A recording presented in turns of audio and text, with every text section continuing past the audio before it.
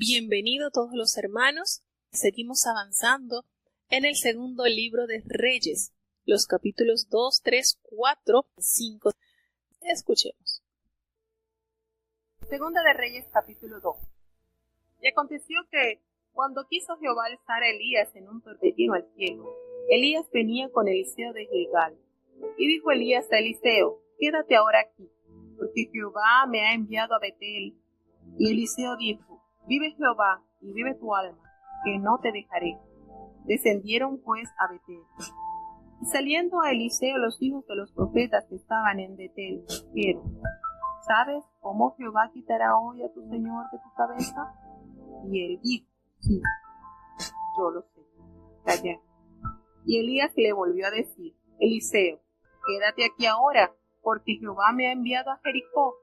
Y él dijo: vive Jehová, y vive tu alma, que no te dejaré. Vinieron pues a Jericó.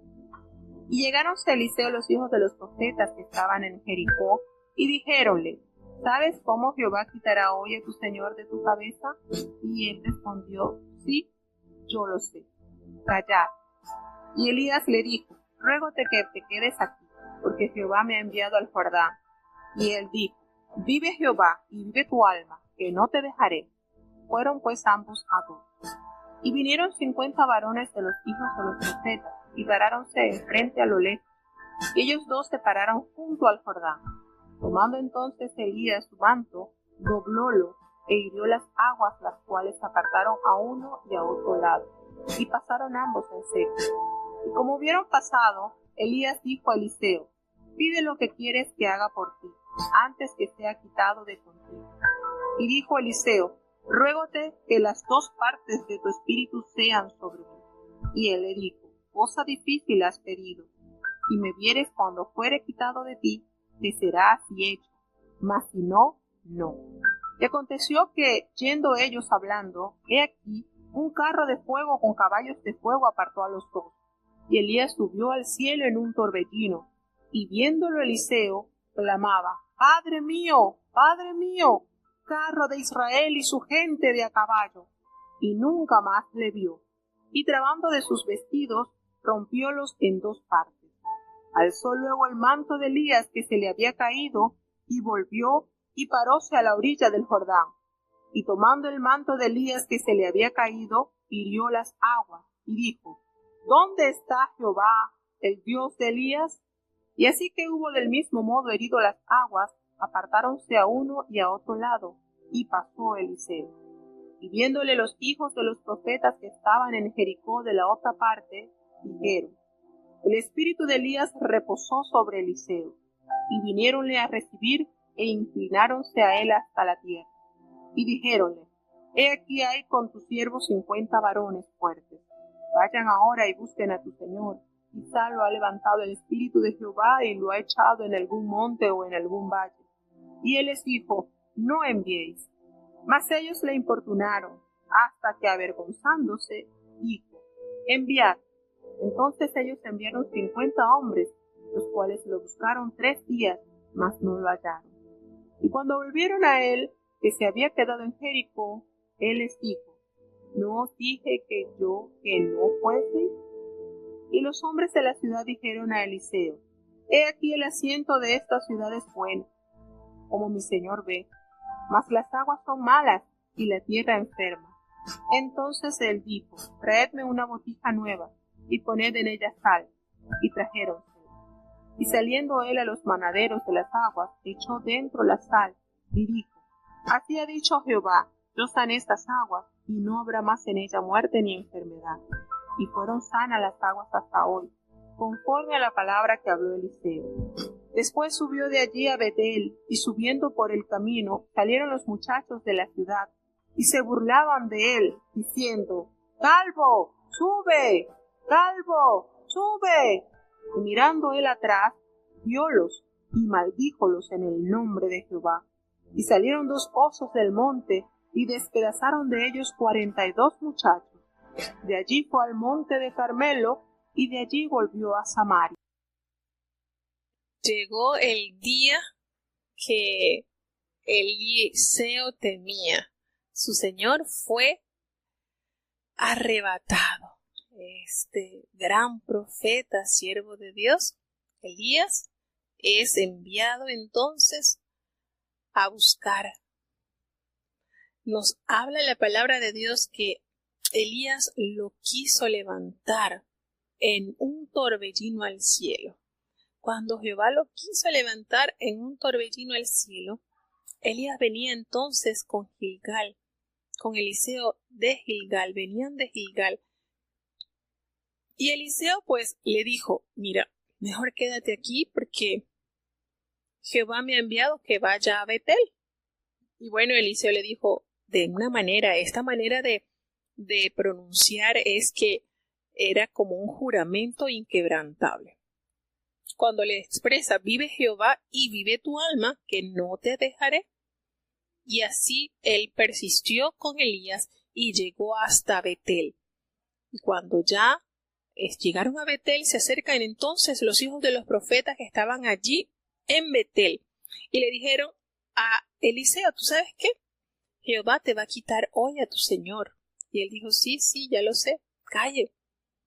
Y Elías le volvió a decir a Eliseo por segunda vez, mira, quédate aquí en Betel, porque Jehová me ha dicho que vaya a Jericó.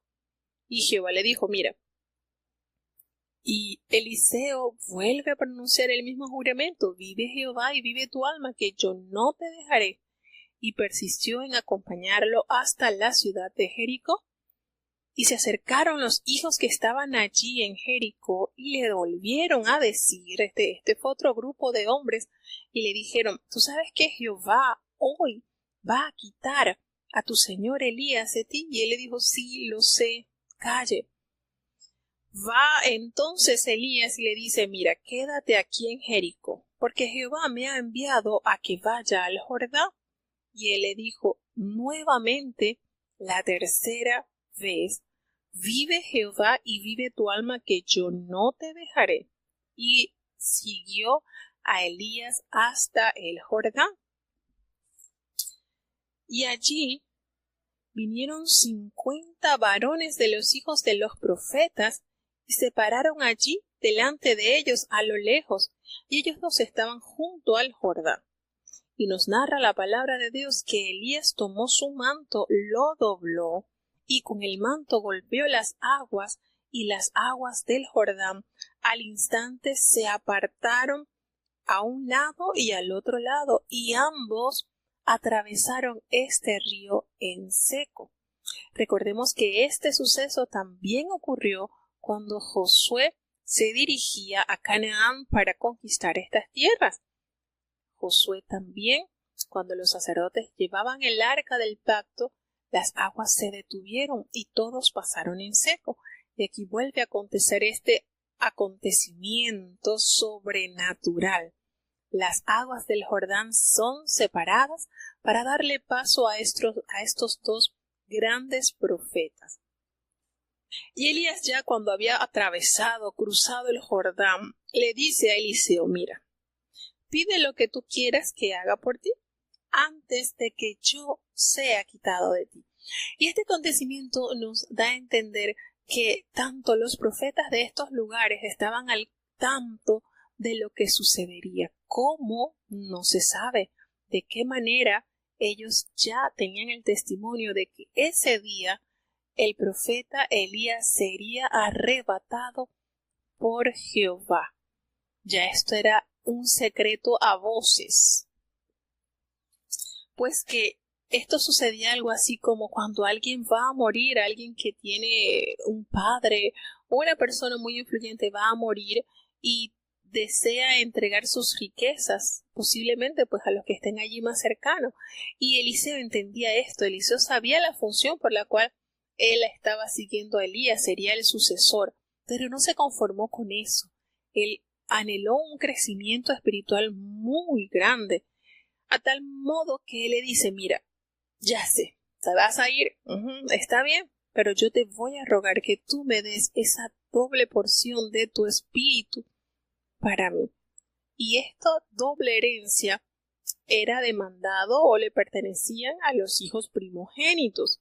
Esto era algo que solamente heredaban los hijos primogénitos.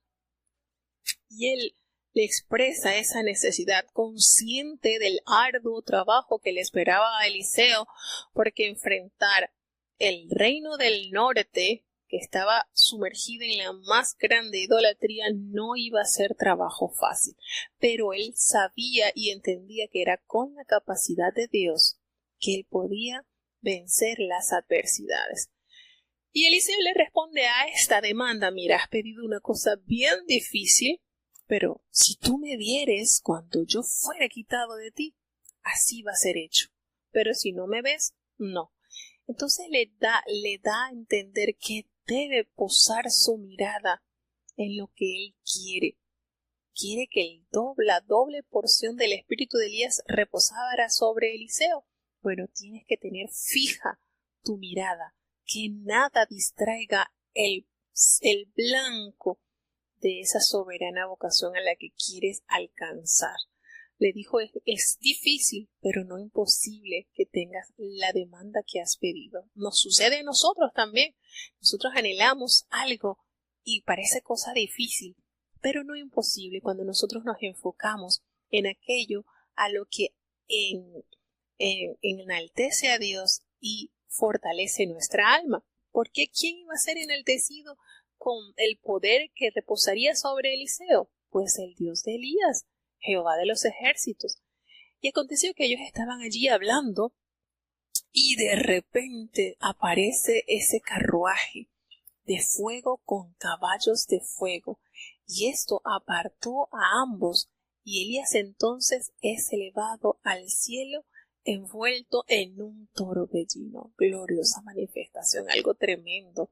Y aquí nos hace referencia de cómo fue entonces Elías elevado a este carruaje para poder ser traído a la presencia de Dios, cosa que no nos detalla cómo fue con Enoc, porque estos son los dos personajes a los cuales se hace referencia que no probaron muerte. Enoc fue traspuesto, solamente nos usa esa palabra, pero no nos habla de qué manera. Y Elías también, pero aquí en el relato de Elías sí se halla con mayor detalle de qué manera el Señor lo trajo a través de un torbellino, lo trajo y fue llevado entonces en este carruaje de fuego, cuyos caballos también eran de fuego. Y cuando Eliseo vio esto, fíjense, aquí está de que él se adueñó de la demanda, porque todo lo vio, fijó su vista en su hermano, en el antecesor, en Elías, lo vio. Viéndolo Eliseo, aquí se adueñó entonces de esa demanda que le había hecho al profeta. Él clamó y le gritaba: Padre mío, carro de Israel y su gente de a caballo. Y nunca más lo vio una vez que fue arrebatado entonces por el Señor. Y él tomó sus vestidos y los rompió en dos partes. Luego entonces alzó el manto de Elías que se le había caído y volvió y se paró a la orilla del Jordán. Miren esta preciosa expresión cuando nos relata que Eliseo rompe sus ropas en señal de tristeza, ¿verdad? Se fue aquel gran varón. Sin embargo, el manto de Elías cae y él lo toma y lo usa entonces nuevamente como herramienta tal cual lo había usado Elías, y golpeó las aguas y hace la pregunta: ¿dónde está Jehová, el Dios de Elías? Y cuando él golpeó el agua del Jordán, efectivamente se apartaron al un lado y a otro lado las aguas, de modo que Eliseo pudo pasar. Testimonio entonces fiel y contundente que la demanda que le había hecho a su Señor, el Señor se lo había concedido, porque le había fijado su mirada en el profeta Elías, y así, con este primer milagro por manos del profeta Eliseo, entonces se corrobora que efectivamente el ministerio quedaba bajo su responsabilidad. Y cuando los hijos de los profetas, recuerden que habían 50 que estaban allí en el Jordán, vieron esta manifestación, exclamaron: efectivamente, el espíritu de Elías está sobre Eliseo. Y vinieron y los recibieron y se postraron en señal de respeto delante del profeta Eliseo. Y ellos dijeron: mira, aquí somos 50 varones. Si quieres, vamos y buscamos entonces a nuestro profeta, al profeta Elías, y lo buscamos. No vaya a ser que el Señor lo haya levantado y lo haya dejado en algún monte o en algún valle y nosotros podamos encontrarlos. Y él les dijo: no enviéis. Ya él estaba totalmente seguro que el profeta Elías había sido llevado a la presencia de Dios, así que era inútil hacer este esfuerzo. Sin embargo, estos 50 hombres importunaron y porfiaron en hacer este esfuerzo, y él ya como que se encontraba un poquito así como que incómodo, y le dijeron: bueno, está bien, vayan. Y fueron 3 días buscando por todos los alrededores del Jordán, y no lo hallaron. Y entonces, una vez que se llegó Eliseo, se regresó allí en Jericó, y él les dijo: miren, yo no les dije que no fueran.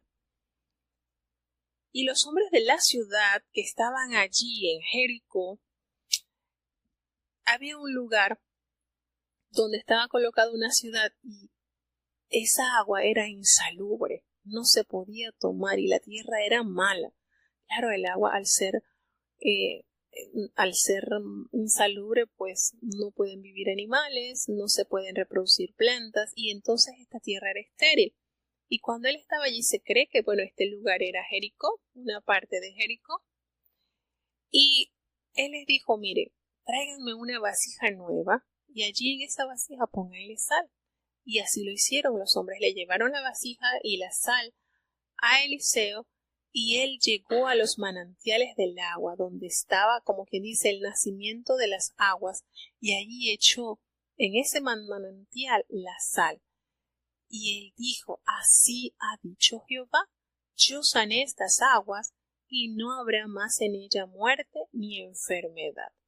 Y ese día Jehová sanó las aguas hasta el día de hoy, conforme a lo dicho por el profeta Eliseo. Algo así como había sucedido en Éxodo 15:25, cuando el pueblo sale a Mara y esas aguas eran amargas, y el Señor hizo sanidad para que el pueblo tomara de esas aguas. Algo así sucedió en esta oportunidad, pero por manos del profeta Eliseo.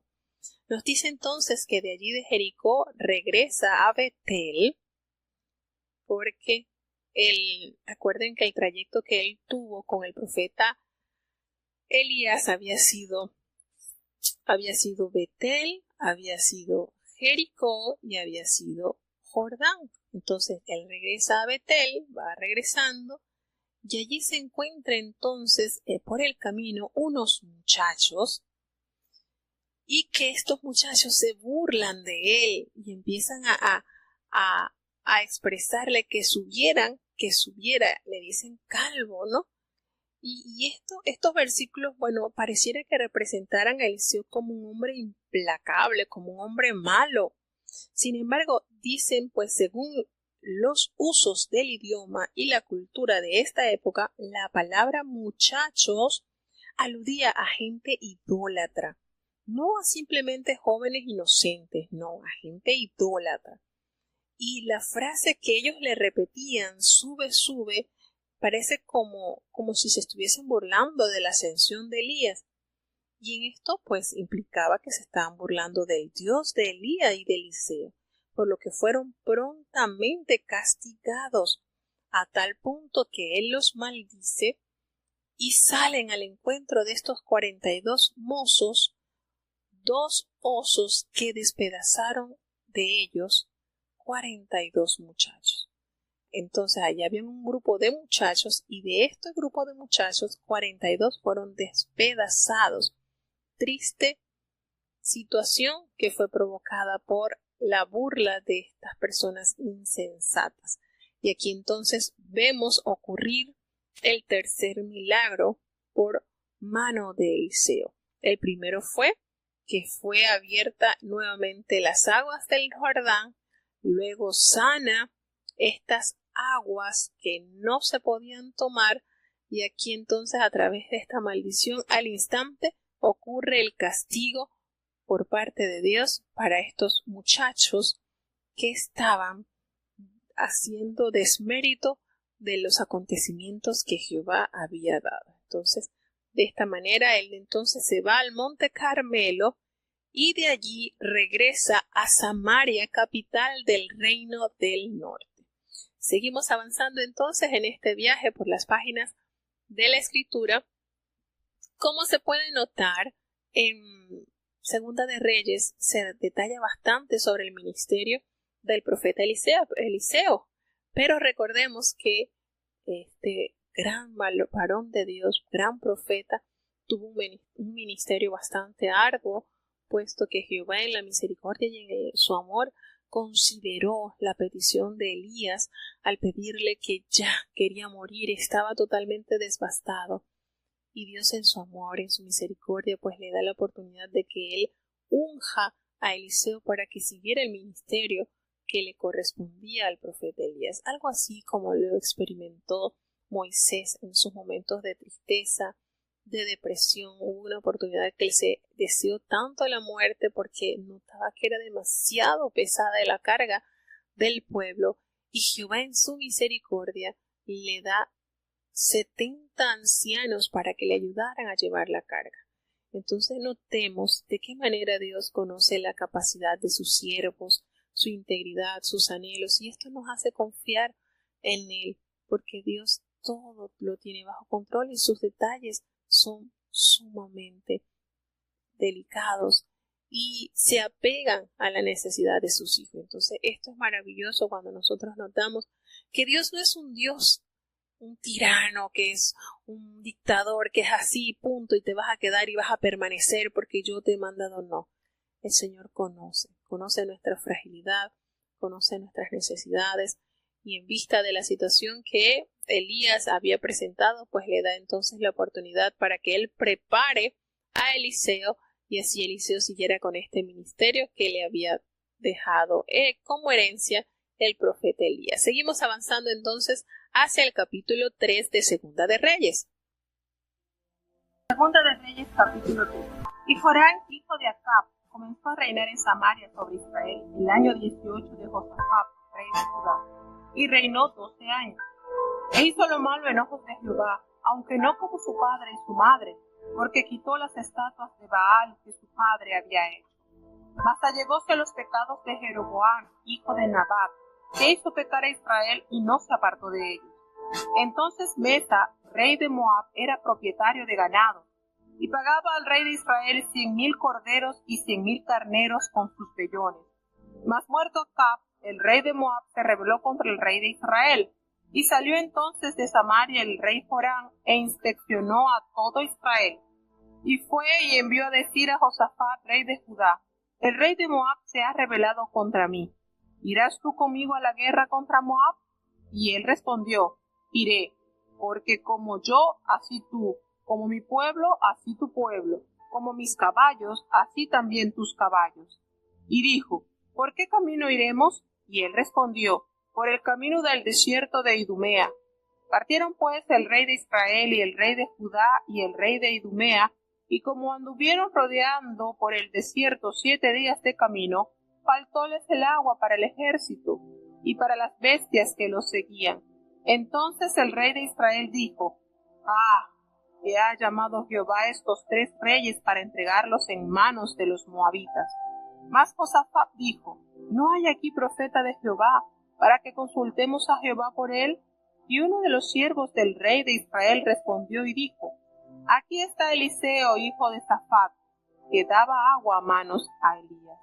Y Josafat dijo: este tendrá palabra de Jehová. Y descendieron a él el rey de Israel y Josafat y el rey de Idumea. Entonces Eliseo dijo al rey de Israel: ¿qué tengo yo contigo? Ve a los profetas de tu padre y a los profetas de tu madre. Y el rey de Israel le respondió, no, porque ha juntado Jehová estos 3 reyes para entregarlos en manos de los moabitas. Y Eliseo dijo, vive Jehová de los ejércitos, en cuya presencia estoy, que si no tuviese respeto al rostro de Josafat, rey de Judá, no mirara a ti, ni te viera. Hasta ahora traedme un tañedor. Y mientras el tañedor tocaba, la mano de Jehová fue sobre Eliseo, y dijo, así ha dicho Jehová, haced en este valle muchas acequias. Porque Jehová ha dicho así, no veréis viento, ni veréis lluvia, y este valle será lleno de agua, y beberéis vosotros, y vuestras bestias, y vuestros ganados. Y esto es cosa ligera en los ojos de Jehová.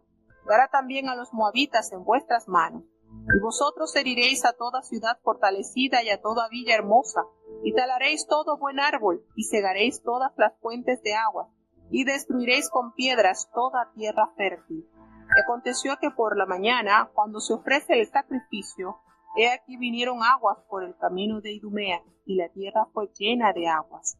Y todos los de Moab, como oyeron que los reyes subían a pelear contra ellos, juntáronse desde todos los que ceñían Talabar de arriba, y pusiéronse en la frontera. Y como se levantaron por la mañana, y lució el sol sobre las aguas, vieron los de Moab desde lejos las aguas rojas como sangre, y dijeron, sangre es esta de espada. Los reyes se han revuelto, y cada uno ha muerto a su compañero. Ahora pues, Moab, a la presa. Mas cuando llegaron al campo de Israel, levantáronse los israelitas e hirieron a los de Moab, los cuales huyeron delante de ellos. Siguieron empero hiriendo todavía a los de Moab, y asolaron las ciudades, y en todas las heredades fértiles echó cada uno su piedra, y las llenaron. Cegaron también todas las fuentes de las aguas, y derribaron todos los buenos árboles, hasta que en Kir-Hareset solamente dejaron sus piedras, porque los honderos la cercaron y la hirieron. Y cuando el rey de Moab vio que la batalla lo vencía, tomó consigo 700 hombres que sacaban espada, para romper contra el rey de Idumea, mas no pudieron. Entonces arrebató a su primogénito que había de reinar en su lugar, y sacrificóle en holocausto sobre el muro. Y hubo grande enojo en Israel, y retiráronse de él, y volviéronse a su tierra. Bueno, entonces aquí nos damos cuenta que el profeta Eliseo le toca ya enfrentar situaciones con el rey del norte.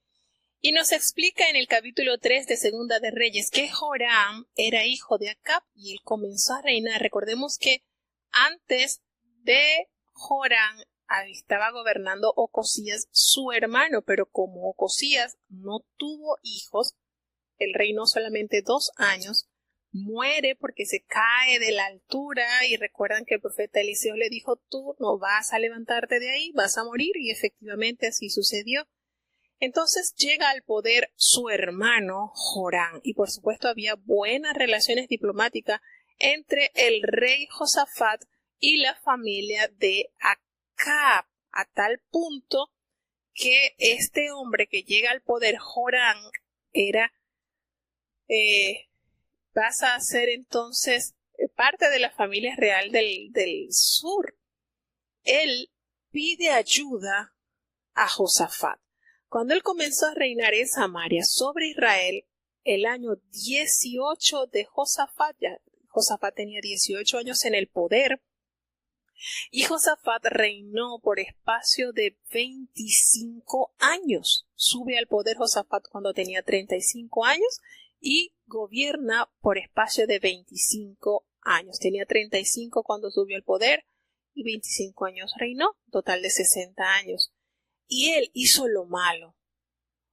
Joram hizo lo malo ante los ojos de Jehová, aunque dice la palabra de Dios que no fue tan malo como su padre y como su madre, porque bueno, él quitó las estatuas de Baal que su padre había hecho, hizo una cosita que le restó, pero esto no quiere decir que haya sido bueno, o sea, fue malo, pero no tan malo como su padre y su madre. Todos los reyes del norte, los reyes de Israel, que fueron 19, ni uno procuró agradar a Dios, a pesar de que Dios les había permitido gobernar allí. En estos días me pregunta a mi hijo, me dice, ¿y estamos leyendo el asunto, estamos leyendo Reyes, ¿no? Y me dice, y esos reyes malos, pero Dios los había ungido, eran ungidos de Dios, eran ungidos. Y eso sí me deja así como que, ups. Sí, bíblicamente sí, porque recordemos que Jehová le ordena a Elías que ungiera al rey de Asiria. Fíjense que a pesar de que no era del pueblo de Dios, lo manda a ungir a Hazael como rey de Asiria, y también le manda a ungir a este otro hombre, creo que es a Jehú, sí, a Jehú, lo manda a ungir también como rey de Israel. Entonces sí eran ungidos, y aunque la unción representa el Espíritu de Dios en la vida de los sacerdotes y de los reyes, aquí es algo difícil de explicar, porque Dios los había colocado allí, pero su conducta, su vida, estaba tan alejada del plan de Dios.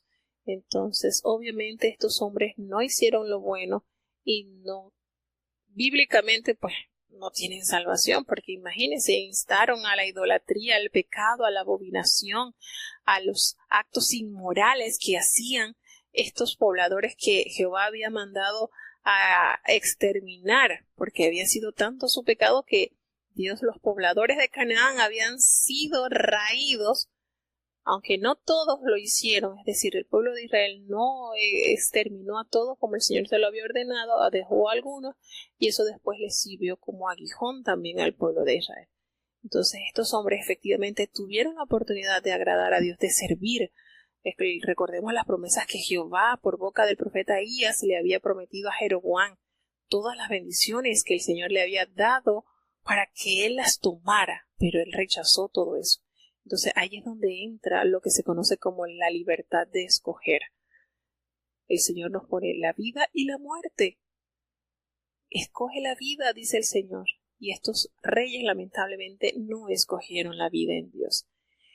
Y nos dice que este hombre, que Joram, hijo de Acab, él no era tan malo, había quitado las estatuas de Baal que había colocado Acab, pero se entregó a los pecados de Jeroboam, hijo de Nabat. ¿Qué fue lo que hizo Jeroboam? Recordemos, edificó los becerros que los dejó en puntos para adoración de la parte del norte, y así evitar que los habitantes de Israel se fueran a conmemorar las 3 fiestas anuales a Jerusalén. Entonces precisamente colocó estos becerros y ordenó las festividades en esas mismas fechas para evitar que se le regresaran a Jerusalén todos estos pobladores. Entonces, ¿qué sucede? Que él hizo pecar a Israel, no se apartó de ellos, de estos pecados. Y Mesa, el rey de Moab, recordemos que los moabitas eran descendientes de Lot, y Mesa era el rey de Moab, ya él no quería más pagarle tributo al reino del norte. Y entonces estos habitantes, estos moabitas, eran vecinos de Israel, vivían allí al este del Mar Muerto, y esta gente estaba pues condenada como para pagarle tributos a los reyes del norte. Y ya al ver que Acab había muerto, su hijo, que solamente gobernó 2 años, había muerto, entonces ellos decidieron no entregarle más los tributos, porque precisamente los moabitas le pagaban a Israel 100,000 corderos y 100,000 carneros con sus vellones, pero una vez que muere Acab, ya ellos deciden rebelarse contra Israel y no entregarle más este tributo. ¿Qué sucede entonces? Que Samaria sale al rey de Joram y pasa revista para saber con cuántos tenía para hacer guerra. Y Joram manda a decirle al rey Josafat, que estaban emparentados, porque precisamente una hermana de Joram se casa con el hijo de Josafat, y entonces hay parentela entre estas familias reales. Entonces el rey de Judá le dice que le acepta la invitación, pues, de Joram. Pues el rey Joram le dice: mira, que los moabitas se han rebelado contra mí, vas a acompañarme a la pelea contra ellos. Y Josafat le dijo, claro que sí, yo soy como tú, mi pueblo es como tu pueblo y mis caballos como los tuyos, y claro que sí, dime por dónde, por qué camino iremos. Y él le dijo, mira, vamos por el camino de Edom. Y ellos salieron, todos estos de Joram y Josafat salieron, y el rey de Israel y el rey de Judá y el rey de Edom, se unieron estos tres reyes para pelear contra los moabitas. Y ellos estuvieron rodeados por el desierto 7 días de camino, y ya con tanto tiempo les faltó el agua para todo su ejército y las bestias que ellos tenían en las cuales se transportaban. Imagínense, 7 días faltaba el agua, y el rey de Israel le dijo, ay, ay, ay, Jehová nos ha llevado a estos tres reyes para entregarnos en las manos de los moabitas. Se vio ya que estaba prácticamente entregado a las manos de sus enemigos, él junto con Josafat y el rey edomita. Pero Josafat le dice, mira, aquí no hay algún profeta de Jehová en el cual nosotros podamos consultar por medio de él. Y uno de los siervos del rey de Israel le dice, sí, aquí está Eliseo, el hijo de Safat, que él era quien le servía a Elías, era el discípulo de Elías.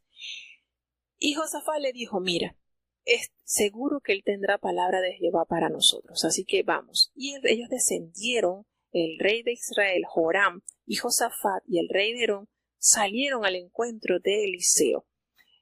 Y Eliseo, cuando ve al rey de Israel, le dice, ¿yo qué tengo contigo? Anda, ve a los profetas de tu padre, a los profetas de tu madre. Y el rey de Israel le dijo, no, porque es que Jehová ha reunido a estos tres reyes para entregarnos en las manos de los moabitas. Es decir, yo no voy a ir hasta allá porque estamos en peligro. Eliseo le habla fuerte a este rey, conociendo la situación, la condición en que él arrastraba al pueblo a la idolatría, pues bien que destruyó las estatuas de Baal, pero adoraba los becerros que había hecho Jeroboam. Entonces Eliseo le dice, mira, vive Jehová de los ejércitos en cuya presencia yo estoy, que si no fuera por el respeto que le tengo al rey de Judá, no te miraría a ti, ni te viera. Y esta expresión que le dice el profeta Eliseo a Joram, pues su condición era pecaminosa, nos hace trasladarnos al Salmo 15. ¿Por qué les digo esto? Porque en el Salmo 15, versículo 4 dice, a cuyos ojos es menospreciado el vil y honra a los que temen a Jehová. Aquí Eliseo muestra el desprecio hacia el rey Joram por su maldad y su pecado, pero honra a Josafat porque él estaba gobernando de acuerdo a la voluntad de Dios, aunque esta amistad con el reinado del norte no le trajo nada bueno a Josafat. Y él entonces le dice, está bien, van a consultar, tráiganme un tañedor, tráiganme alguien que toque. Y qué lindo es esta armonía, ¿verdad? Porque como Eliseo le pide al rey que necesitaba escuchar esa melodía, y cómo el espíritu de la profecía se manifiesta a este profeta a través de esa entonación. Miren qué lindo, qué manera como Dios, ¿verdad?, usa los instrumentos también para glorificar y para manifestar, para crear un ambiente espiritual. Y mientras esa persona estaba tocando, la mano de Jehová vino sobre Eliseo. Miren, por eso qué lindo, ¿verdad? Qué armonía, qué situación tan descrita y con cuánta veracidad se arma entre los instrumentos que son usados para exaltar a Dios y cómo Dios hace conexión con sus instrumentos, con sus discípulos, con sus profetas. Y en esta oportunidad, entonces, Jehová se manifiesta, viene sobre Eliseo y le da el mensaje del cielo a estos reyes. Le dice, haced en este valle muchos estanques, vayan y preparen el ejército y preparen muchos estanques, muchos, porque Dios va a enviar viento y va a enviar, no, ustedes no van a ver viento y no van a ver lluvia, no la van a ver, pero este valle va a ser lleno de agua y ustedes van a beber y van a beber las bestias y todo su ganado. Miren esto, de qué manera trabaja Dios. El profeta le dice, aquí no va a haber viento, aquí no va a haber lluvia, pero esos tanques que ustedes van a hacer, esos fosos que ustedes van a hacer en el desierto, serán surtidos de agua por la poderosa mano de Dios. Y si esto les parece a ustedes poco, en los ojos de Jehová, Él también les va a entregar mañana a los moabitas, a sus enemigos se los va a entregar en sus manos y va a destruir toda esta ciudad fortificada y todas estas villas hermosas y van a talar todo buen árbol y cegaréis y van a cegar todas las fuentes de agua y van a destruir con piedra toda esta tierra fértil para que nos sirva más para el cultivo. Y entonces acontece que la mañana siguiente, cuando se ofrece el sacrificio, he aquí vinieron aguas por el camino de Edom y la tierra se llenó de agua. Qué manera sobrenatural el Señor de presentar. Y todo lo que el siervo, el profeta, habló, tuvo fiel cumplimiento. Entonces, cuando todos los de Moab oyeron que el rey de Judá, el rey de Israel y el rey de Edom habían subido a pelear contra ellos, ellos se juntaron los que apenas podían ceñir armadura en adelante y se pusieron allí en la frontera para arremeter contra estos ejércitos. Y cuando se levantaron por la mañana y brilló el sol sobre las aguas, vieron los de Moab desde lejos las aguas rojas como si fueran sangre. Miren este acontecimiento. Aquellos hombres vieron a lo lejos donde estaba esos pozos que Jehová le había mandado a preparar al ejército de Israel y a estos reyes, y ellos observaron eso y era como sangre. Y ellos empezaron y ellos pensaron, esto es sangre de espada. Quiere decir que los reyes de Judá, el rey de Israel y el de Edom, ellos se han vuelto uno contra otro y se han dado muerte.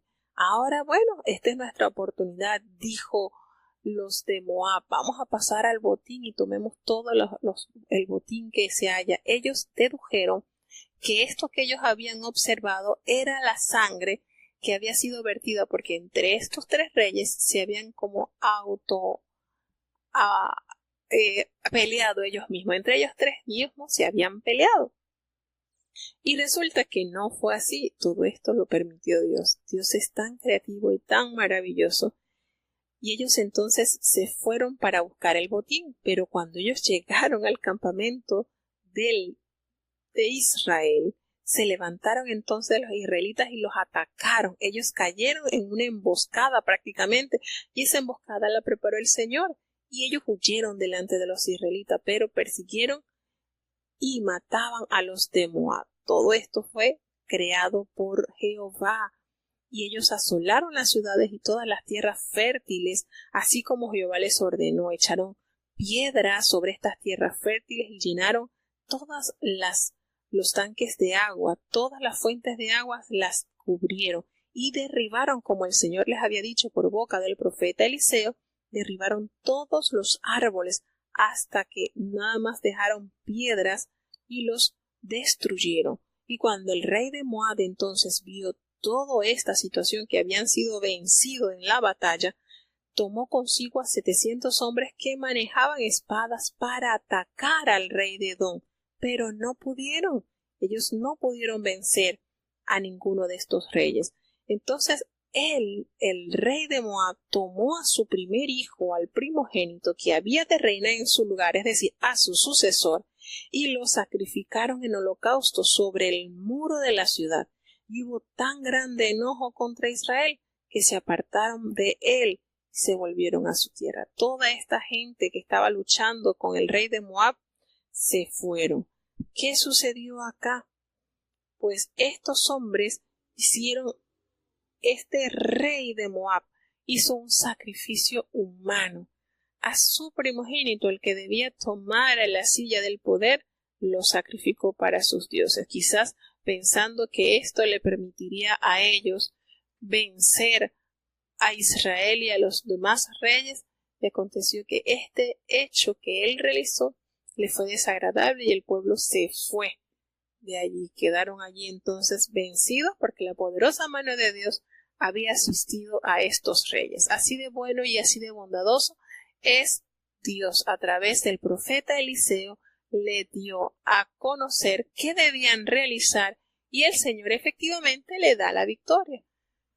A pesar de que el pueblo de Israel no estaba caminando de acuerdo a la voluntad de Dios. Y esto nos debe dar a nosotros mucha reflexión. De repente en nuestras vidas estamos pasando por dificultades y no estamos caminando conforme a la voluntad de Dios. Pero en un momento determinado el Señor se compadece de nosotros y nos permite salir airosos de esa dificultad. Pero no por eso tenemos la salvación como regalo de Dios, porque Él es misericordioso. Y hay una cosa muy importante que Jesucristo reveló. Él hace salir el sol sobre malos y sobre buenos, y hace llover sobre justos e injustos. El Señor es misericordioso y nos concederá posiblemente tener muchas victorias en nuestras adversidades. Pero si no estamos cubiertos bajo su gracia, entonces igualito no seremos salvos. Entonces el Señor es fiel al galardón y fiel también al castigo. Seguimos avanzando ahora en sí con el capítulo 4 de Segunda de Reyes. Segunda de Reyes, capítulo 4. Una mujer de las mujeres de los hijos de los profetas clamó a Eliseo, diciendo: Tu siervo mi marido es muerto, y tú sabes que tu siervo era temeroso de Jehová, y ha venido el acreedor para tomarse 2 hijos míos por siervos. Eliseo le dijo: ¿Qué te haré yo? Declárame qué tienes en casa. Y ella dijo: Tu sierva ninguna cosa tiene en casa, sino una botija de aceite. Y él le dijo: Ve, y pide para ti vasos prestados de todos tus vecinos, vasos vacíos, no pocos. Entra luego y cierra la puerta tras ti y tras tus hijos, y echa en todos los vasos, y en estando uno lleno, ponlo aparte. Y partióse la mujer de él, y cerró la puerta tras sí y tras sus hijos, y ellos le llegaban los vasos, y ella echaba del aceite. Y como los vasos fueron llenos, dijo a un hijo suyo: Tráeme aún otro vaso. Y él le dijo: No hay más vaso. Entonces cesó el aceite. Vino ella luego y contólo al varón de Dios, el cual dijo: Ve y vende el aceite, y paga a tus acreedores, y tú y tus hijos vivid de lo que quedare. Y aconteció también que un día pasaba Eliseo por Sunem, y había allí una mujer principal, la cual le contiñó a que comiese del pan, y cuando por allí pasaba, veníase a su casa a comer del pan. Y ella dijo a su marido: He aquí ahora, yo entiendo que este que siempre pasa por nuestra casa es varón de Dios santo. Yo te ruego que hagas una pequeña cámara de paredes, y pongamos en ella cama, y mesa, y silla, y candelero, para que cuando viniere a nosotros se recoja en él. Y aconteció que un día vino él por allí, y recogióse en aquella cámara, y durmió en ella. Entonces Agiezi, su criado, llama a esta sunamita, y como él la llamó, pareció ella delante de él. Y dijo él a Agiezi: Dile: He aquí tú has estado solícita por nosotros con todo este esmero. ¿Qué quieres que haga por ti? ¿Has menester que hable por ti al rey o al general del ejército? Y ella respondió: Yo habito en medio de mi pueblo. Y él dijo: ¿Qué pues haremos por ella? Y Giezi respondió: He aquí ella no tiene hijo, y su marido es viejo. Dijo entonces: Llámala. Y él la llamó, y ella se paró a la puerta. Y él le dijo: A este tiempo, según el tiempo de la vida, abrazarás un hijo. Y ella dijo: No, Señor mío, varón de Dios, no hagas burla de tu sierva. Mas la mujer concibió, y parió un hijo a aquel tiempo que Eliseo le había dicho, según el tiempo de la vida. Y como el niño fue grande, aconteció que un día salió a su padre a los segadores, y dijo a su padre: Mi cabeza, mi cabeza. Y él dijo a un criado: Llévalo a su madre. Y habiéndole él tomado y traídolo a su madre, estuvo sentado sobre sus rodillas hasta mediodía, y murióse. Ella entonces subió y púsolo sobre la cama del varón de Dios, y cerrándole la puerta, salióse. Llamando luego a su marido, díjole: ruégote que envíes conmigo a alguno de los criados y una de las asnas, para que yo vaya corriendo al varón de Dios y vuelva. Y él dijo: ¿para qué has de ir a él hoy? No es nueva luna, ni sábado. Y ella respondió: paz. Después hizo enalbardar una borrica, y dijo al mozo: guía y anda, y no me hagas detener para que suba, sino cuando yo te lo diga. Partióse pues y vino al varón de Dios al monte del Carmelo, y cuando el varón de Dios la vio de lejos, dijo a su criado Giezi: he aquí la sunamita, ruégote que vayas ahora corriendo a recibirla, y dile: ¿tienes paz? Y tu marido, y tu hijo. Y ella dijo: paz. Y luego que llegó al varón de Dios en el monte, asió de sus pies, y llegóse Giezi para quitarla. Mas el varón de Dios le dijo: déjala, porque su alma está en amargura, y Jehová me ha encubierto el motivo y no me lo ha revelado.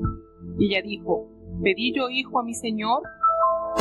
¿No dije yo que no me burlases?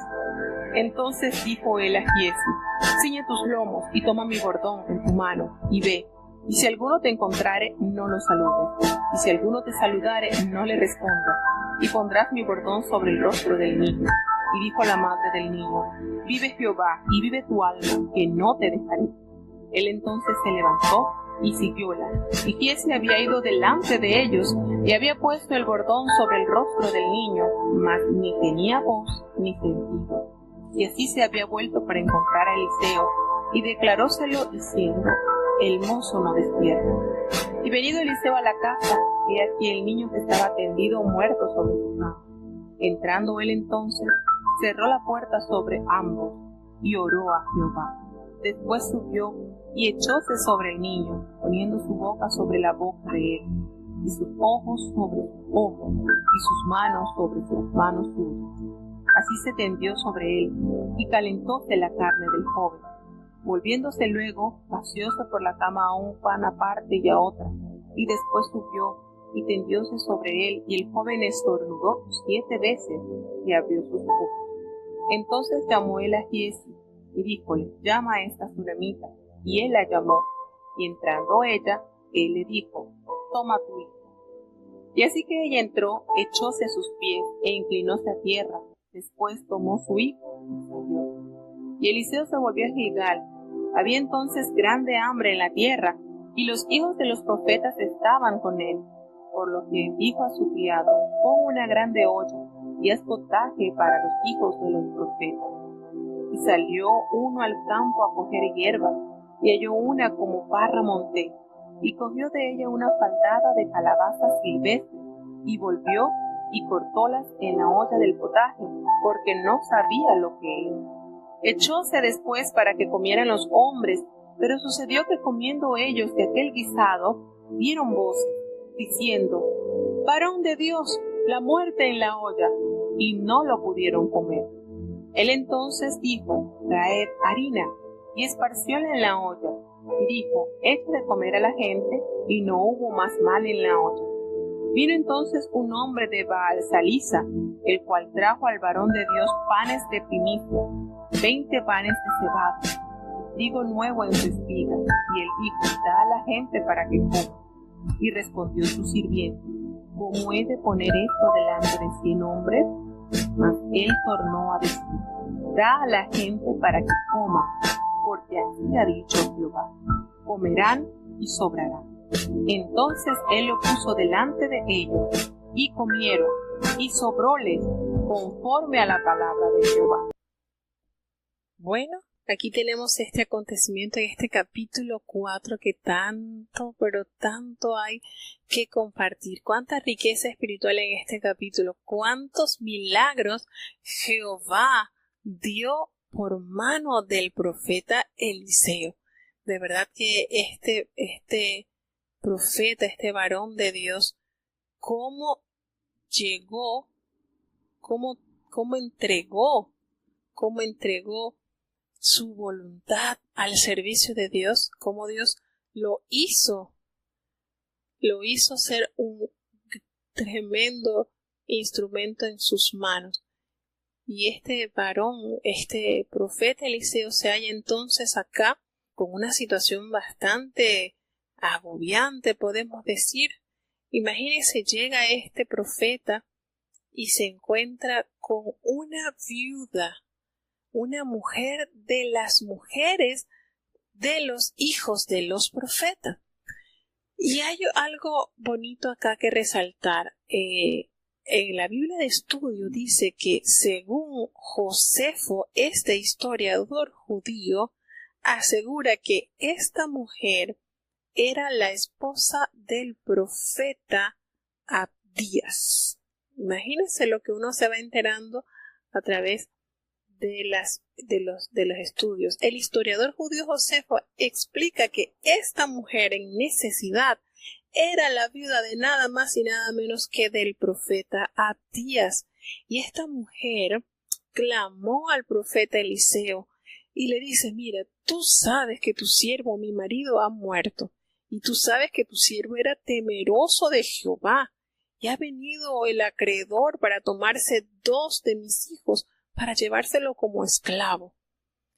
Miren qué manera, y esto que esta mujer hace nos da a entender, hermano, que Dios es un Dios misericordioso y justo, y cuando nosotros buscamos la ayuda de Dios y cuando usted tiene argumentos legítimos, imagínese, ella sabía que su esposo en sus dificultades económicas le había tocado tomar prestado y pues ahora debía responder a esa deuda y el saldo a pagar era muy elevado. Imagínense, sus 2 hijos debían ser vendidos como esclavos para ella poder corresponder a esa deuda que había adquirido su marido, quizás para gastos familiares, quién sabe, pero qué dificultad, ¿verdad? Y ella le dice, le toca el corazón, podemos decir al profeta cuando le dice: tú sabes que mi esposo era hombre temeroso. Si tú sabes que mi esposo lo hizo con temor a Dios, él no era un profeta más o un profeta echado a perder, no, él era un hombre fiel. Y cuando Eliseo escucha esto, le dijo: ¿qué te haré yo? A ver, dime. E inmediatamente buscando la solución, ¿qué es lo que tienes en tu casa?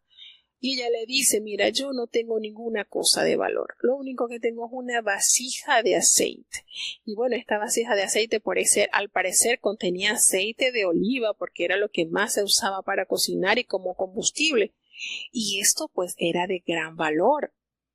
En el Medio Oriente, acá donde estamos hablando, las mujeres eran consideradas como inferiores, ¿verdad? Es de notar estas culturas.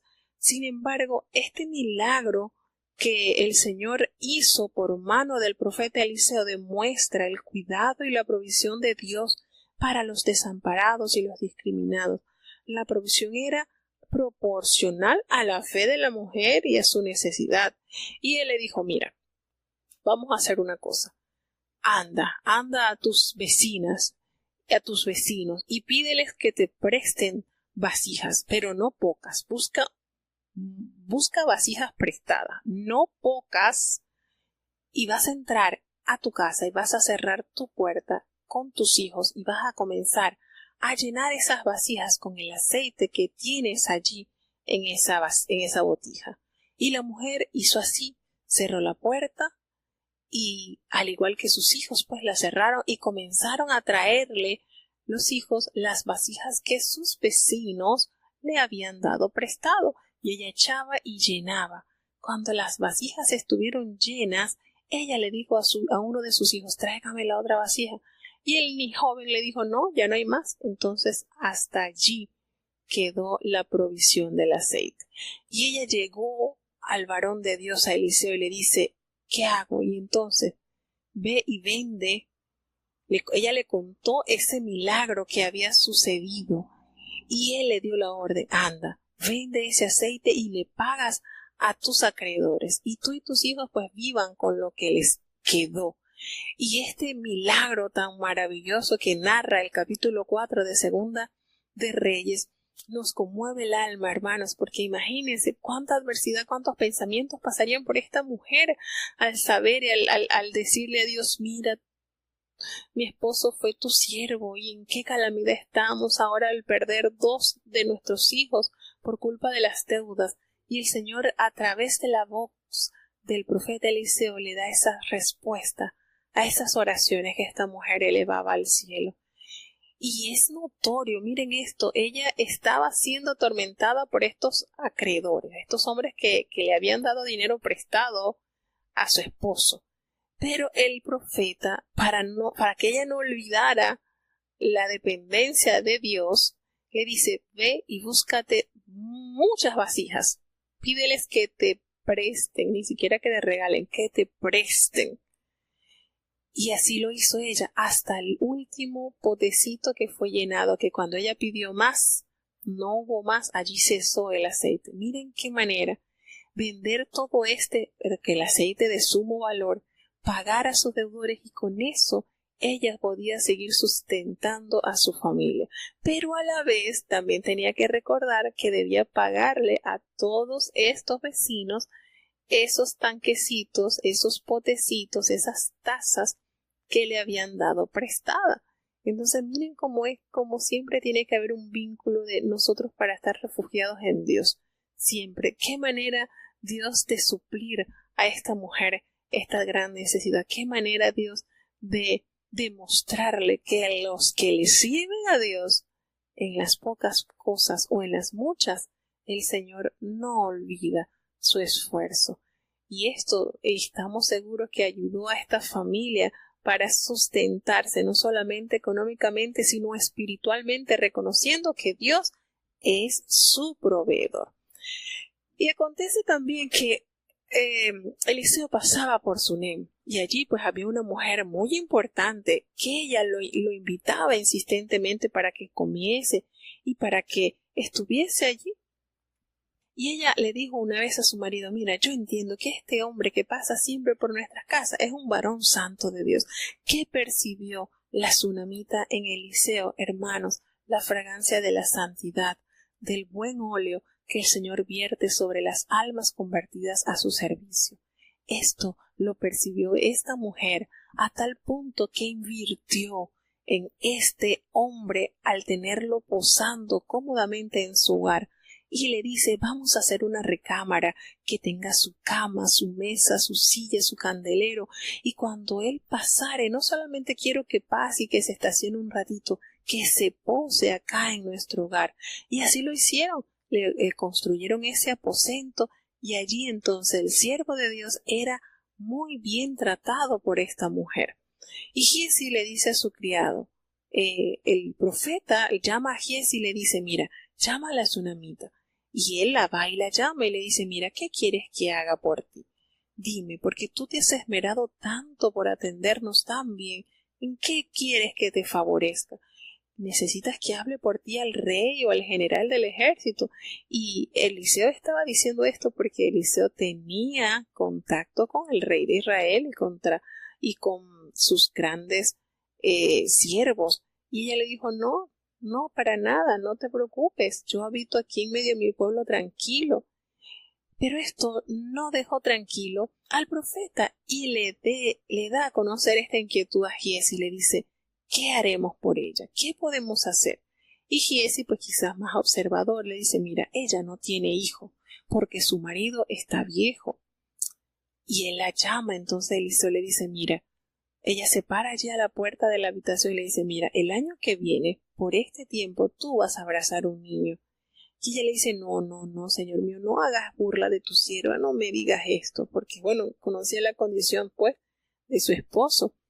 Y él le dice, no, al tiempo de la vida, en el tiempo de la vida, tú vas a abrazar un hijo. A diferencia de Sara, que era Sara la que estaba anciana, ¿verdad? Y en esta oportunidad, pues, nos detalla que su esposo ya estaba bastante viejo.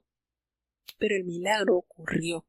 El niño nace y el niño llega al regazo de su madre tal cual el profeta se lo había pronunciado. El niño creció.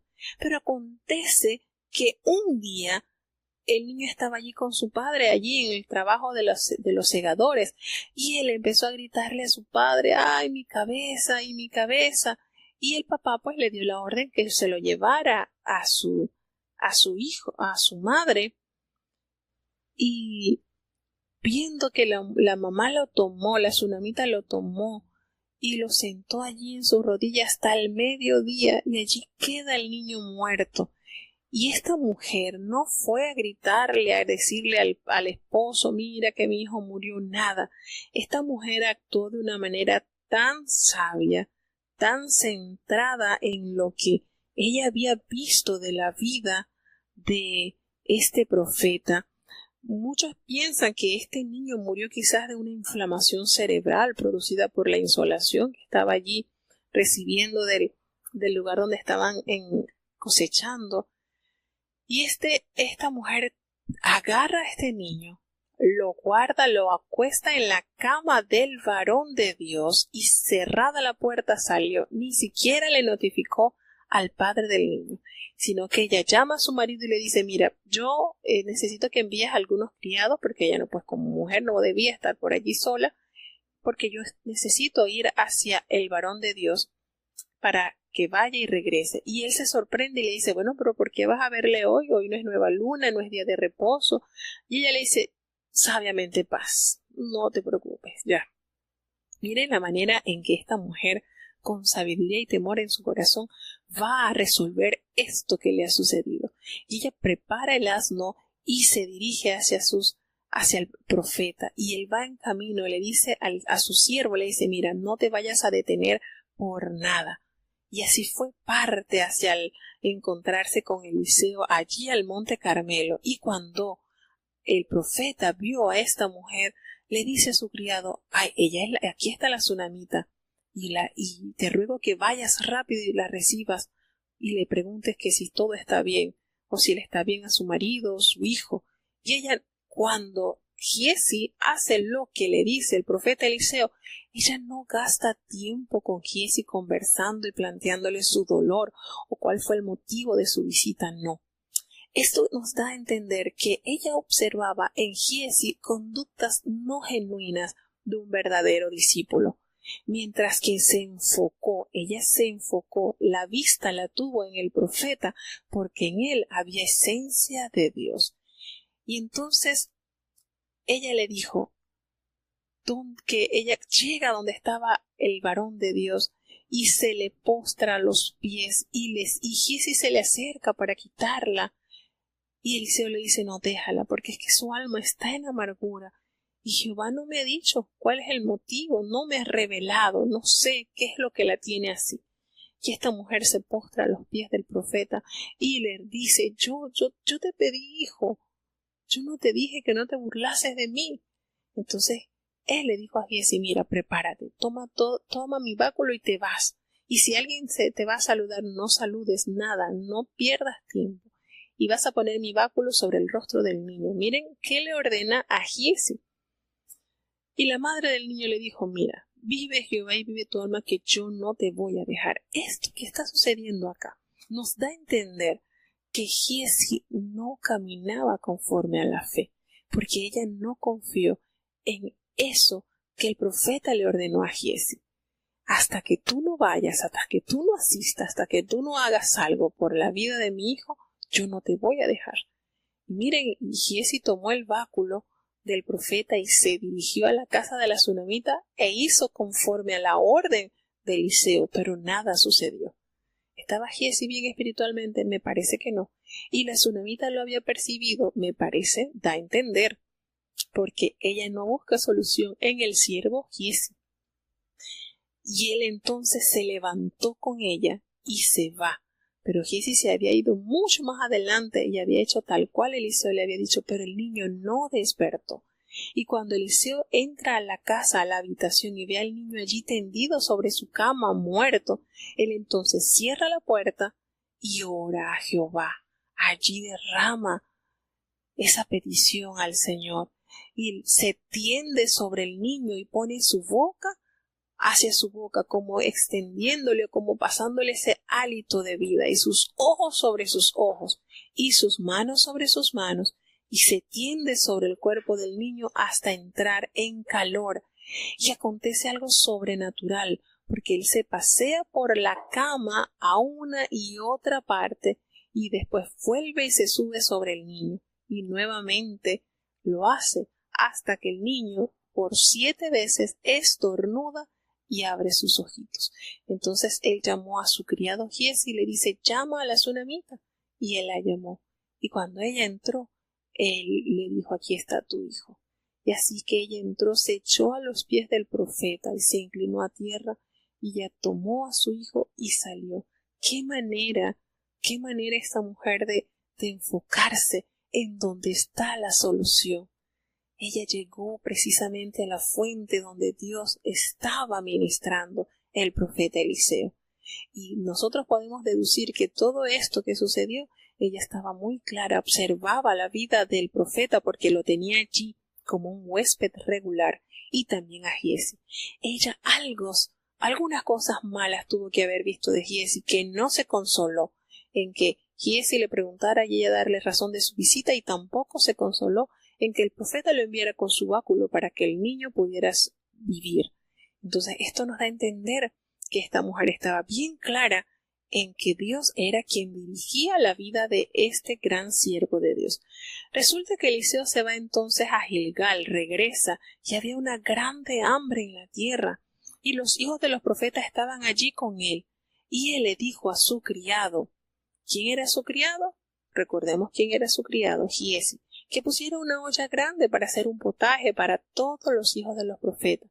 Y hubo uno que salió a recoger hierbas y halló una que era como parra montés, pero esta resulta que era veneno, y no sabía, lo cortó y lo echó en la olla del potaje, pues no sabía que era veneno. Y cuando comenzaron estos hombres a consumir de este potaje, se dieron cuenta que aquel guisado estaba extraño y le gritan, oh varón de Dios, hay muerte en esa olla, y no pudieron comerlo. Pero viene entonces nuevamente más milagros por mano del profeta Eliseo. Pide que le traigan harina, y él esparce esta harina sobre la olla y le dice entonces, den a comer a la gente. Y nada malo aconteció. ¿Cuántos milagros ya van de Eliseo? ¿Lo están contando? ¿Cuánta grandeza Dios a través de este hombre? Había hecho entonces el Señor cumplido con darle la doble porción del espíritu de Elías sobre él.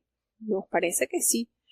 Llega entonces un hombre de Baal-Salisa, y él le trajo al varón de Dios unos panes de las primicias, de esos primeros frutos que habían cosechado. Recordemos que habían estado en hambruna. Llega la cosecha y le entrega a aquel varón los primeros frutos, y estos 20 panes de cebada producto de estas cosechas, y un trigo nuevo en su espiga. Y él le dijo, dáselo a la gente para que coman. Y aquel sirviente le dice, ¿cómo voy a hacer esto? Son 100 hombres y aquí solamente hay 20 panes. Y él le dice otra vez, anda, dáselo a la gente, porque es que Jehová ha dicho que todos van a comer y sobrará. Y este siervo creyó a esa palabra y lo puso delante de estos hombres, delante de estos 100 hombres, y todos comieron y les sobró conforme a la palabra de Dios. ¿Algún parecido a algún personaje? ¿Verdad que sí? Nuestro amado Salvador, ¿cómo alimentó precisamente con 5 panes de cebada y 2 pececitos? ¿Cuántos comieron? Aquí está, esencia de Dios en la vida del profeta, palabra del cielo. Así de maravilloso es nuestro amado Dios. Segunda de Reyes, capítulo 5. Naamán, general del ejército del rey de Siria, era gran varón delante de su señor y en alta estima, porque por medio de él había dado Jehová salvamento a la Siria. Era este hombre valeroso en extremo, pero leproso. Y de Siria habían salido cuadrillas y habían llevado cautiva de la tierra de Israel una muchacha, la cual sirviendo la mujer de Naamán dijo a su señora, si rogase mi señor al profeta que está en Samaria, él lo sanaría de su lepra.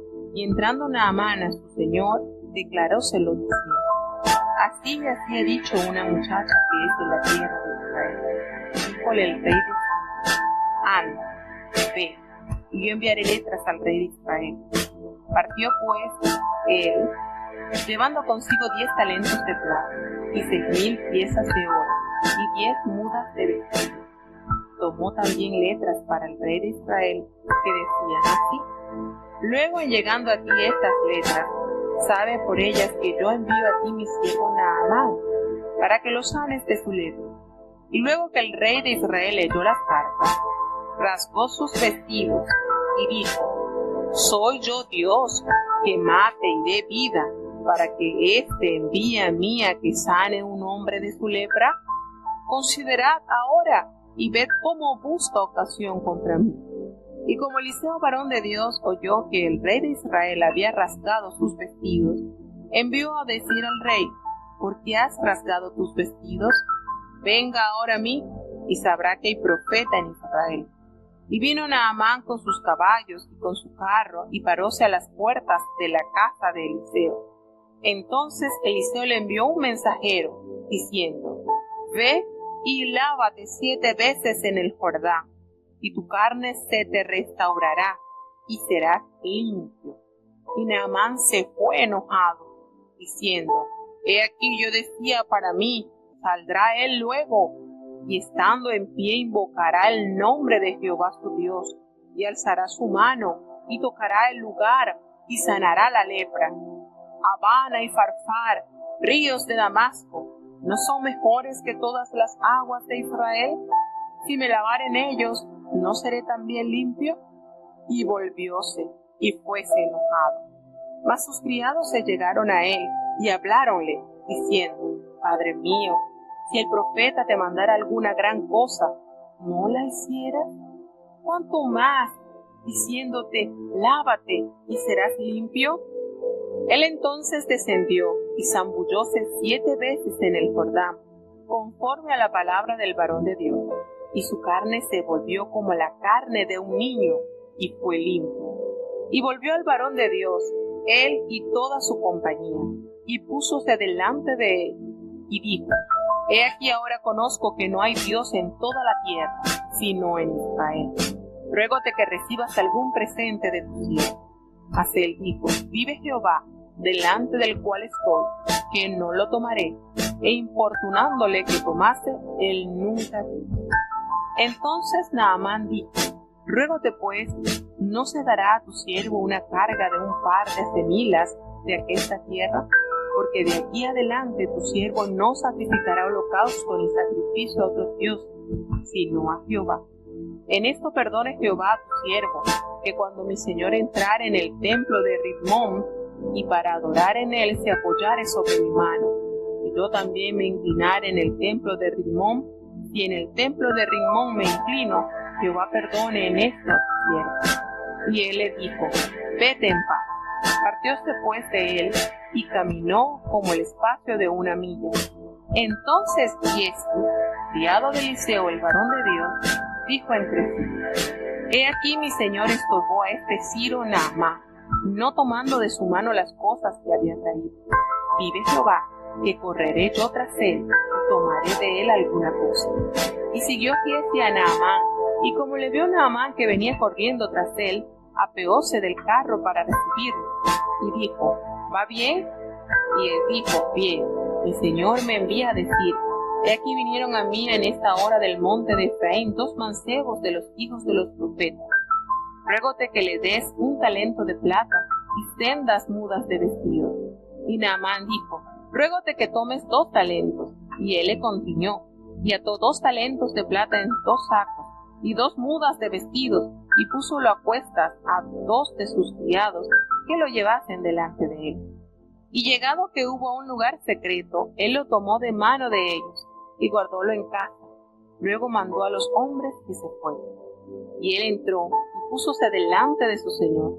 Y Eliseo le dijo: ¿De dónde vienes, Giezi? Y él dijo: Tu siervo no ha ido a ninguna parte.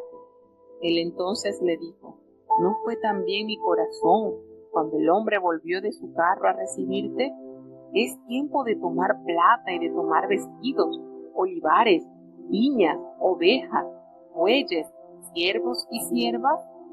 La lepra de Naamán se te pegará a ti y a tu simiente para siempre. Y salió de delante de él leproso, blanco como la nieve. Este capítulo es maravilloso, es tan lindo este capítulo que nos deleitamos en la palabra del Señor, pues este relato Jesucristo también lo trajo a recordar delante del pueblo, cómo Él les responde. Es que la palabra de Dios nos da vida, hermanos, llena nuestra alma de esperanza. Y aconteció acá que nos relata el escritor de Reyes que había un general del ejército de Siria, estaba bajo las órdenes del rey Ben-Hadad. Y este hombre, fíjense cómo lo describe la palabra de Dios, era valeroso en extremo, tenía un valor singular. Pero abre ese paréntesis y dice, pero era leproso. Y esto que sucede en esta nación, pues nos da a entender que ellos no se cuidaban y no ponían en cuarentena ni tomaban esas medidas que tomaba el pueblo de Dios con los leprosos, porque este hombre salía a la batalla, dirigía y hacía cuantas cosas, ¿verdad? Aún en la presencia del rey estaba allí. No como los judíos. Recordemos que el pueblo de Dios fue instruido por el Señor cómo debían parecer, cómo debía tratarse a las personas que tuviesen esta enfermedad, porque esta enfermedad era sumamente contagiosa. Y aquí nos dice la palabra de Dios que este hombre tenía ese problema, era muy valiente, era sumamente, extremadamente valiente, pero que era leproso.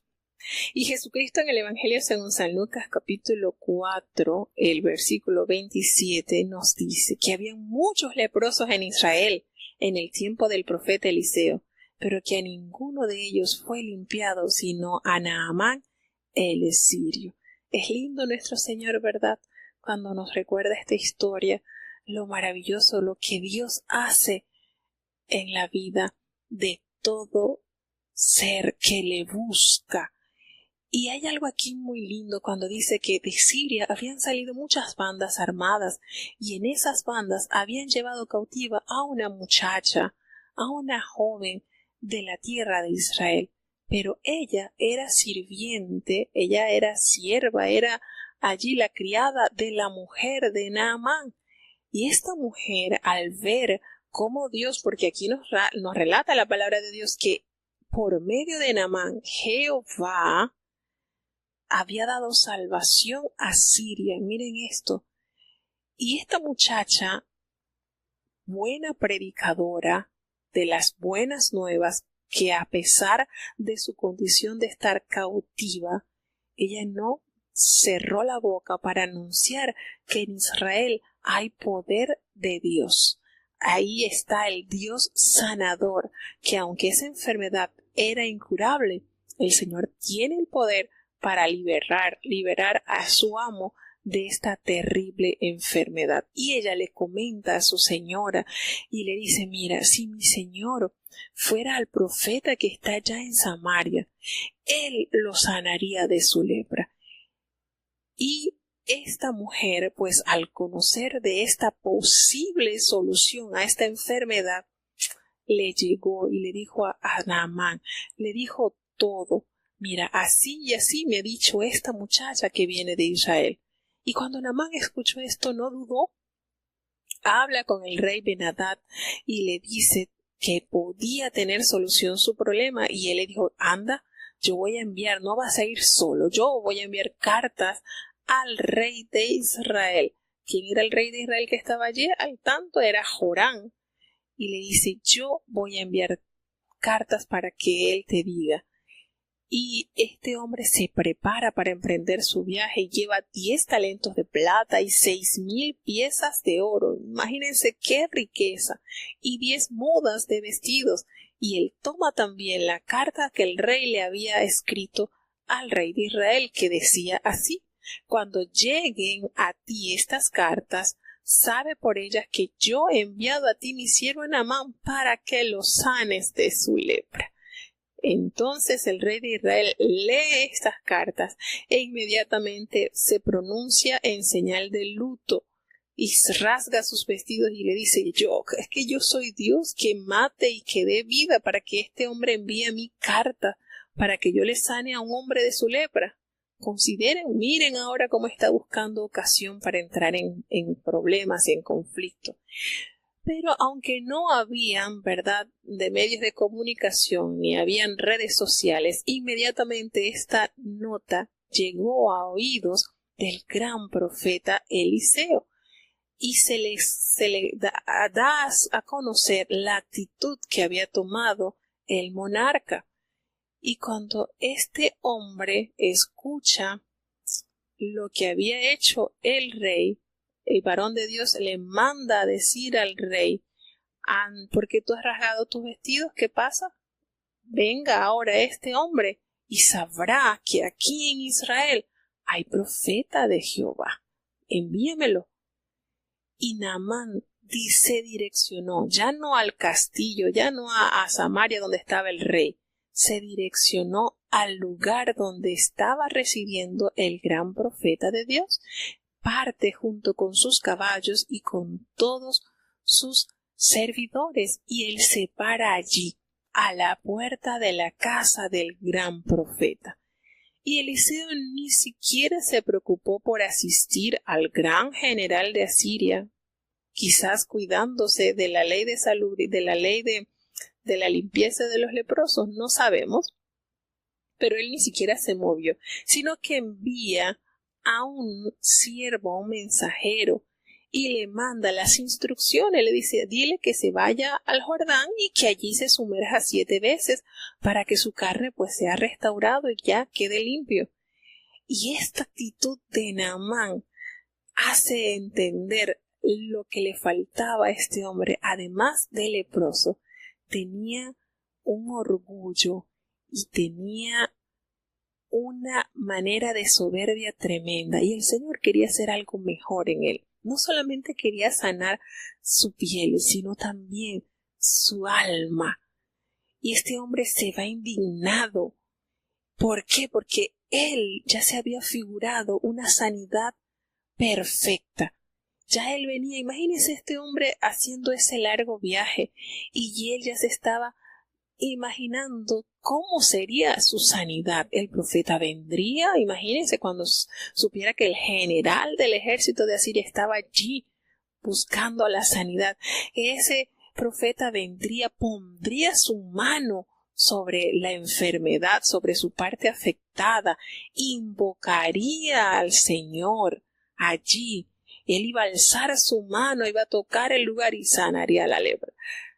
Resulta que esto que está dibujando aquí Naamán es una oración perfecta de sanidad divina. Ahí lo que faltó, Naamán, es que me ungieran con el aceite para hacer la sanidad. Pero mire que está perfecto. Qué manera, ¿verdad? Como él ya se había dibujado en su mente, cómo Dios obraría a su favor. Y no fue así. Este hombre se va tan indignado, y no solamente porque él pensó que así él sería sano, sino que habla y le dice: Abana y Farfar son ríos de Damasco, no son mejores que todas las aguas de Israel, y si yo me lavaré en ellos, pues yo también seré limpio. Y se fue tan enojado.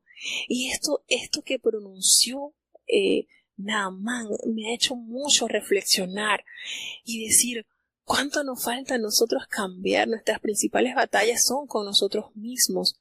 Y verdad, geográficamente estos ríos que él pronunció, que él mencionó, sí, sus aguas son más transparentes, quizás más profundas, mejores que el río Jordán, porque el río Jordán en su época tenía ese color de barro, quizás un agua no muy grata. Pero hermanos, así lo podemos aplicar en nuestra vida.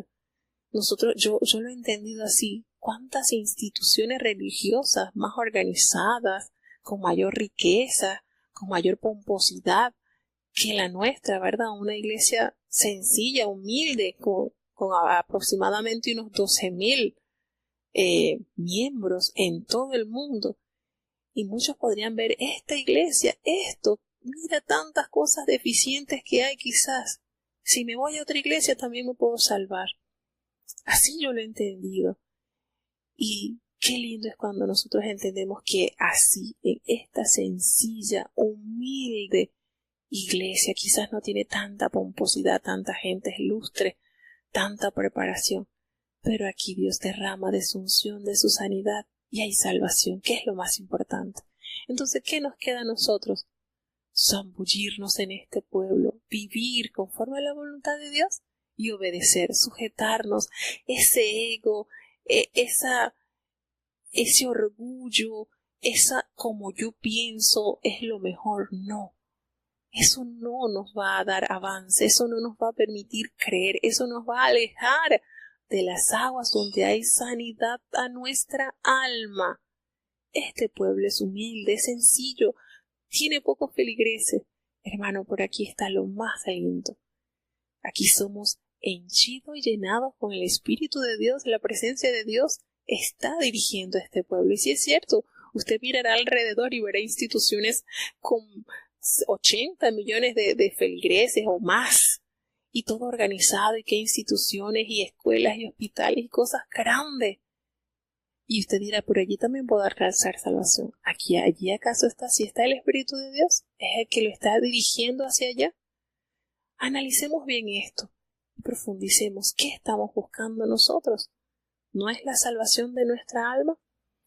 Y aquí entra en acción la sencillez y la humildad de un consejo de sus criados, que se le acercaron y le hablaron al corazón y le dicen, Padre mío, pero si el profeta te hubiese mandado a hacer una cosa muy grande, muy dificultosa para alcanzar tu sanidad, ¿tú no lo harías? ¿Cuánto más esto que es sencillo, diciéndote que ves que entres al Jordán y te laves para que seas limpio? ¿Cuánto más? Y imagínense a Naamán dando vuelta entonces en su carro, direccionándose hacia esas aguas, quizás un poco no eran tan claras como la de Abán y la de Farfad, ¿verdad? Y no eran muy gratas a la vista. Imagínense qué impacto tienen unas palabras sabias de estos siervos que le dieron este gran consejo. ¿Fue Dios quien habló por estos siervos? Nos da a parecer que sí. Dios usó a estos siervos prudentes para hacerlo rectificar y direccionarse a la obediencia del mandato del profeta, que era la voz de Dios. Y qué diferencia, ¿verdad?, lo que le aconsejaron estos siervos cuando David envía a sus siervos a Hanún para que consolaran del luto de su padre, y como estos siervos le dicen, mira, pero este no viene sino a ver qué es lo que hay aquí en la ciudad para destruirlo. Miren que ponemos esta contraparte, cómo una palabra puede construir, edificar el alma, o como una palabra también puede producir guerras, destrucción y mal. Tratemos siempre de darle el mejor uso a nuestras palabras. Le coloco estos ejemplos, ambos ejemplos para comparar. Los siervos de Hanún, cuando David envía a sus embajadores para consolarlo de la muerte de su padre, estos siervos pronunciaron palabras que crearon guerra, mortandad. A estos hombres embajadores de David los deshonraron, le cortaron la barba, los dejaron desnudos, mientras que estos siervos de Naamán, usando la sabiduría, produjo un gran impacto en la vida de su Señor al llevar estas palabras a consideración y a cambiar de esa actitud. Miren el poder de las palabras. Y efectivamente este hombre descendió, se zambulló no una vez, 7 veces. Yo me imagino a este hombre zambulléndose, saliendo la primera vez y viéndose igual lleno de lepra, la segunda vez igual lleno de lepra, pero ya la sexta, cuando se sumerge la séptima, al verse totalmente. ¿Y por qué ese número 7 tan constante, verdad? El niño de la mujer sunamita estornudó 7 veces. Y este hombre se manda a zambullir 7 veces. ¿Por qué 7 veces? Porque 7 representa la plenitud, completo, perfecto, sanidad total, vida total. Y cuando este hombre se vio así, totalmente limpio, dice que su carne se volvió como la de un niño. ¡Qué hermoso! Y no solamente su carne, su corazón se tuvo que haber convertido en un niño al haber dejado ese terrible orgullo, esa terrible arrogancia. ¡Qué obra tan perfecta había hecho Dios en Naamán, tanto por dentro como por fuera en su piel! Y este hombre agradecido volvió a la casa del profeta, él con toda su compañía, y se puso delante de él y le dijo definitivamente, así como aquel leproso samaritano que alcanzó la sanidad y regresó al maestro a darle gracias, así sucedió con Naamán. Este hombre regresó a la casa del profeta a darle gracias, a entregarle ofrendas, presentes, y él le dijo, no, vive Jehová en cuya presencia yo estoy, que yo no te voy a aceptar nada de esto va a pagar este favor inmerecido que has recibido de Dios. No, él no lo quiso aceptar. Y él le dijo, bueno, pero ten en consideración, regálame un poco de esta tierra, de este lugar, para llevarla en mis mulas, porque de aquí en adelante yo no voy a sacrificar ningún holocausto, ningún sacrificio a otro Dios, sino a Jehová, el Dios de Israel. Y esto perdone también, porque yo tengo que acompañar al rey al templo de Rimón para adorar, y él se apoya en mi brazo, y pues yo también me tengo que inclinar en el templo de Rimón para hacer esto. Jehová me perdone por hacer esto. Y él, entendiendo su condición, pues era un alto general de ese ejército, le dice, no te preocupes, ve en paz. Y él se fue. Cuando ya iba por como esa distancia, este hombre, el sirviente de Eliseo, se va detrás del sirio. ¿Para qué? Para tomar de él riquezas. Y vuelvo al tema de Giezi. Este hombre, no crean que aquí, esto fue así como dice, cayó de una. No, ya él venía deteriorado. Ya Giezi tenía pequeñas zorras que habían destruido su felicidad en Dios. Y este fue como la gota que rebosó el vaso. Ya Giezi tenía actitudes que no eran convenientes, porque la idea de tener Eliseo a este hombre instruyéndolo quizás era para que él siguiera con el ministerio que había heredado de Elías, quizás, pero este hombre no se dejó moldear, y la avaricia, la codicia lo llenó a tal punto que se fue corriendo, mintió, le dijo una tremenda mentira a este hombre para apoderarse de estas riquezas, y luego que le quitó esto. Cuando Naamán lo ve, le dice, mira, ¿y qué pasó? ¿Está todo bien? Sí, todo está bien, solamente que te vengo a decir que precisamente ahorita va saliendo y que van llegando 2 hijos de los profetas. Y bueno, mi amo te mandó a decir, mi señor, que le deje un talento de plata y 2 vestidos nuevos, pues, para atender a estos muchachos. Y Naamán le dijo, no tomes un talento, toma 2. Y le insistió y le ató los 2 talentos de plata y los 2 vestidos, y todo se lo puso a cuesta de sus criados para que lo llevasen delante de él. Ni siquiera tuvo que cargar esto. Y él llegó a un lugar secreto allí y lo escondió todo hasta que los hombres se fueron. Y entonces él llegó a la presencia de Eliseo y le dice, ¿de dónde vienes, Giezi? Algo así como le dijo Jehová a Satanás, ¿de dónde vienes? Y él le dijo, no, yo no he ido a ninguna parte. Miren qué mentira. Ya el Satanás había llenado de maldad, de codicia el corazón de Giezi. Y él le dice, mira, yo no estaba allí, mi corazón, cuando este hombre volvió de su carro a recibirte. ¿Acaso que estamos en tiempo de tomar plata y vestidos y olivares y viñas y ovejas y bueyes y todas estas cosas? Qué tristeza tu condición, Giezi. No solamente vas a recibir esto de Naamán, también la lepra que de él se quitó se va a pegar a ti y a tu descendencia. Y qué triste condición de Giezi al quedar blanco, cubierto de esta triste enfermedad, y no solamente para él, sino para toda su descendencia. Tanto que aprender de la palabra de Dios, tantas bondades que el Señor nos revela a través de su santa y bendita palabra. Quiera Dios que en su bondad y en su misericordia nosotros nos deleitemos cada día más en adorarle en la hermosura de su santidad.